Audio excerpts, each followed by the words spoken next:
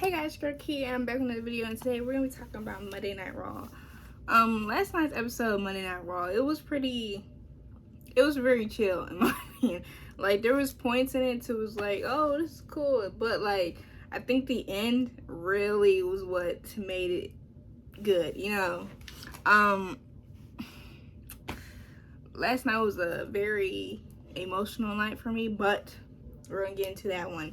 Let's start off Raw with Jey Uso, our Intercontinental Champion. You know what I'm saying? Getting all the fireworks and everything. I really wanted him to kind of be more on the show, but I feel as though it was a reason why it wasn't. And I think they are also trying to get used to being back on a 2-hour schedule. When it came to how the show was framed, that's kind of the feel that I got. But Jey Uso, he almost made me cry with his celebration of it all, like talking about how 14 years he made it, family was down on him, trying to keep him from doing him, keep him from being him, and it was so emotional. I almost started crying. I am an emotional person, but also it was like, dang, I'm sure Jimmy is so proud of his brother. Like, I'm sure his whole family is proud of him, but like, they have a very unique journey because they were together, and this right here is this is an example of sometimes you gotta step out what you're comfortable with, because you never know how it's gonna go. I was very scared when I seen Braun Breaker come out, because like, you ruining the moment, okay? You ruined the moment, but he did not ruin the moment. Instead, he gave his props to Jey Uso, and I was thinking while in that whole session that Braun may not be one to go for an Intercontinental belt, because he's trying to go to the World Heavyweight Championship belt. And later on in the show, we see an interaction with Gunther and Braun Breaker. So that is on the horizon, and honestly, I'm gonna be seated for that one because I know that's gonna be a great match. But I don't see Braun taking the belt from Gunther. I just don't at all. And I don't want him to take the belt from Gunther either. Like, there's specific people that I would like Gunther to get dethroned by, but Braun is not on the list. Not even nowhere to be found on that list. But it was very beautiful. You know, there's nothing that ruined it, which for Jey to have worked his behind off for that moment, there was nothing that should have ruined that one. You know, that was the moment where you don't bring out anybody but to show like respect, and that's what they did. Now, in this show, man, we was going through some more emotional stuff for me. You know what I'm saying? Other people, I might not care, but for me, I saw Xavier. I see it in Xavier. He's gonna turn heel, and I think it's not gonna be intentional in the beginning, but he's just gonna turn, like, just because of his actions of the match between him and Rey Mysterio, of him accidentally ripping off Rey's mask. And y'all know, Lucha Libre culture, that's a no-no. But like that, and then taking the win from that, and then Kofi asking him, did you mean to do that? And then him like, no, I didn't mean to do that. Why would you ask me that? Like, that moment is where I'm like, oh, okay, I'm seeing where this is going. But also the fact that Kofi had a match with, what's his name, Chad Gable, and that didn't go well. Now, not because of Kofi's own strengths, but because of Xavier accidentally, we're gonna say an accident because I think people are speculating that it wasn't an accident, but I truly think it was an accident. Because first off, Kofi set up a match between Jey and Xavier for next week, because Jey was going to give Kofi the opportunity, which that would have been a good match. But you know, Xavier's been going through this battle of not feeling as if he's being treated right, like he's worth his talent, because he's been stuck in a tag team and never gotten that opportunity to go other than King of the Ring, which I truly think that Xavier has the skills to be a champion, a singles champ, but like, not with Jey Uso. Not with Jey Uso as your Intercontinental Champion. Get ready to take that L. Get ready to hear main event Jey Uso. Like, that's not gonna happen. I'm sorry, Xavier. But Kofi is showing his loyalty. Kofi is showing his his efforts into keeping this New Day going, but I am seeing it in the light. I'm seeing it in the light. My New Day is not going to last longer than, I don't know when, but they not lasting long. Like, they finna break up for sure. And I think, and I respect them teasing it for us, because the New Day's been around for 10 years. So sometimes we need to get used to not seeing them together. Like, if they just broke them up, hearts will be broken. But now we kind of preparing ourselves for it. So I do like that. I ain't gonna front. That right there is a turn you can take your time with, because with last night's events, I'm gonna just get to it. R-Truth came back, guys. R-Truth came back, you know. National treasure R-Truth came back, and he was ready to get to work. Ready to get to work with his old buddy, old chum, and bring back Awesome Truth. Awesome Truth, the revival, was gonna go back stronger and better than ever. But the match against AOP, and before even that, we see Karrion Kross like lurking in the background when R-Truth is telling the Miz of the match. Now, during the match, Karrion Kross was talking to him. Like, I was like, Karrion, get away from the Miz, okay? Get away from my Awesome Truth. Just for the Miz to kick R-Truth and leave the ring. Now, I told y'all that I want to see the Miz as a heel, but not like this. I want to see the Miz and R-Truth be a heel, because I want R-Truth to be a little bit more serious. But no.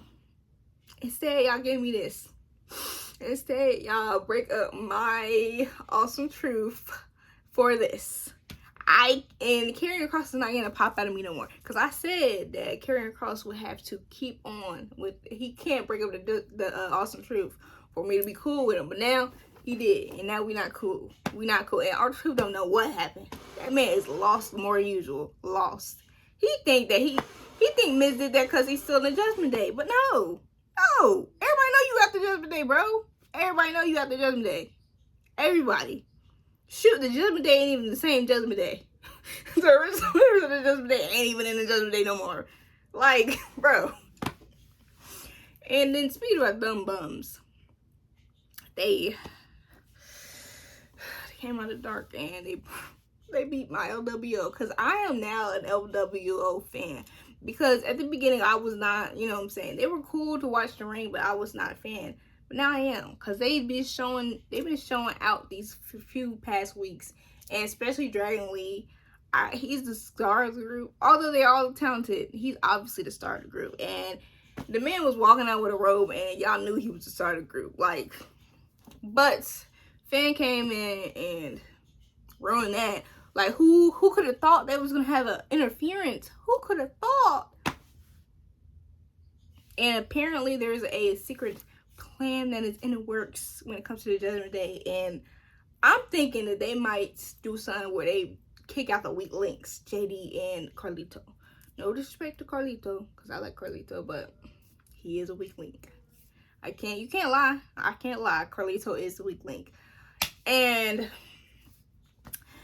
Rhea and Damien came out one by one.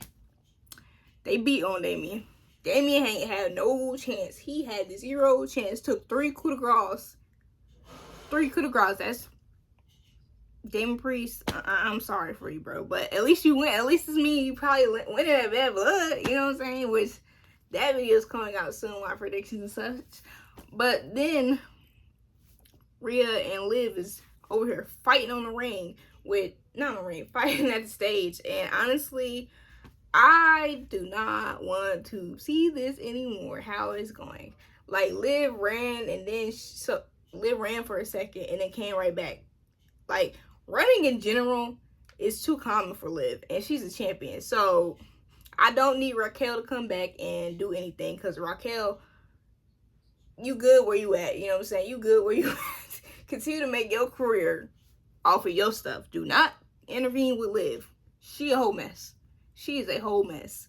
But I'm excited for bad blood, because Liv ain't gonna have no choice but to fight Rhea. Which Liv, she can go in the ring, but will her character call for it?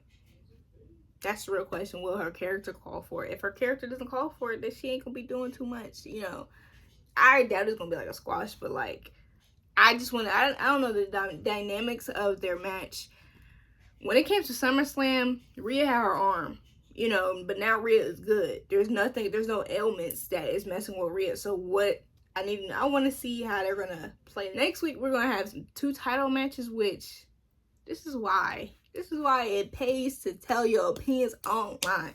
Now Triple H is listening to people saying that we want title matches on our daily shows, because our weekly shows, because waiting for a PLE just for certain matches when not all the championships end up on the card, it ain't it. I want to see my champions fight. I want to see my champions do stuff. Now, with the WWE Championship, that don't even matter. It don't matter anymore at this point. Like, there is, at this moment right here in history, WWE Championship belt, I think it's lowest on the totem pole. Respectfully, and that's no disrespect to nobody, but respectfully, I'm looking at the World Heavyweight Championship belt and the Intercontinental Championship belt and the WWE Women's Championship belt. Other than that, I ain't looking at no, and tag team titles. But other than that, I ain't looking at no other titles. But Gunther and Sammy next week, because Sammy, being the master strategist he is, I will forever give him that, decided to play the decided to say that, hey, just because your dad was like, how you gonna lose to this bum? You was scared to come to work? That's crazy. He pulled that one out. So Gunther, y'all know he was not taking that, which I understand where Gunther gets his attitude from. He gets it from his family, which is all respect to them. I ain't gonna say that because I don't need to be called a bum. You ain't gotta call me a bum. I'm good. But that match, I'm not really looking forward to it, to be honest, because the way Sammy's character goes on into these situations, it's just, I don't be feeling it. Like, you shouldn't have to beg for opportunity because you're Sami Zayn, bro. You literally are Sami Zayn. You beat him at WrestleMania. You could have just went up to Adam Pearce and be like, hey, I beat this man at WrestleMania. I can beat him again.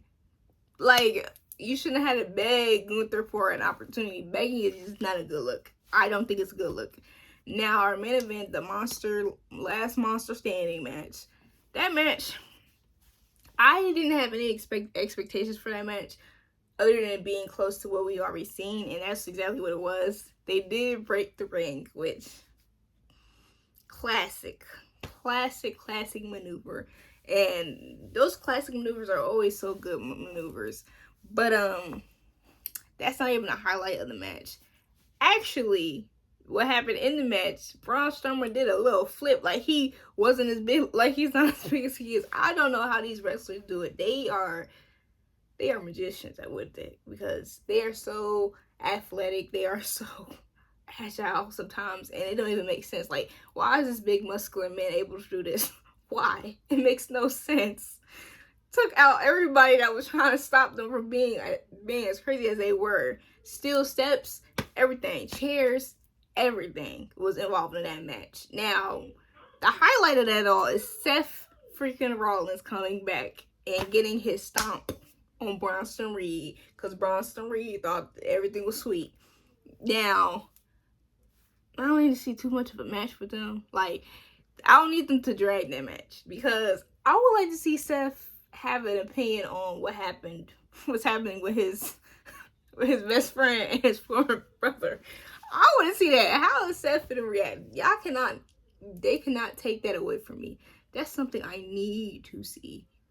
I need to see it, because, like, Seth helped Cody Rhodes to get the belt. He helped him when he had no strength to help himself.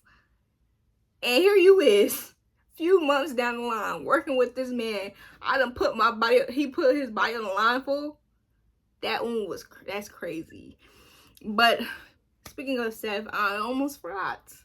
Drew and CM Punk, they had a little meetup, and I seen all the creative aspects of it all. Drew had on a black suit while Punk was wearing all white. That match right there is going to be generational. Homeboy Punk said he's sending him home in a box. Real hate right there. Real hate. They get real hate. They get real hateful on this man. I can't, man. The spots are, the moves, the carnage. That's gonna be amazing. Bad Blood is going to, I think it's going to pass my expectations, honestly. Now for the women's, Pure Fusion Collective, they are something. They are something. They are something. They are something. You know what I'm saying? They all have skills in the ring, but again, losing it. But Kiana Chance and my girl came back. So, you know what I'm saying? Hopefully my party girls, with the help of Lyra Valkyria, could take those girls out for me. Take them out for me. Please. Because they are actually having a different type of attitude too. So I'm seated. And the party girls, they said they come for those tag belts, and I honestly would love to see a match between Jade and Bianca and them. That right there would be a great match, because I like them the first time I saw them wrestle. Like, those women have skill. Unholy Union, they talking about those girls at the back of the line, but y'all lost twice. Why would y'all not be at the back of the line? They should be in front of y'all, because y'all already had y'all chance. Make it make sense. But that is my Raw talking for today. Let me know how y'all feel about Raw, y'all opinions on Raw. See you guys next time. Thank you for watching. Please like, comment, share, and subscribe. Bye.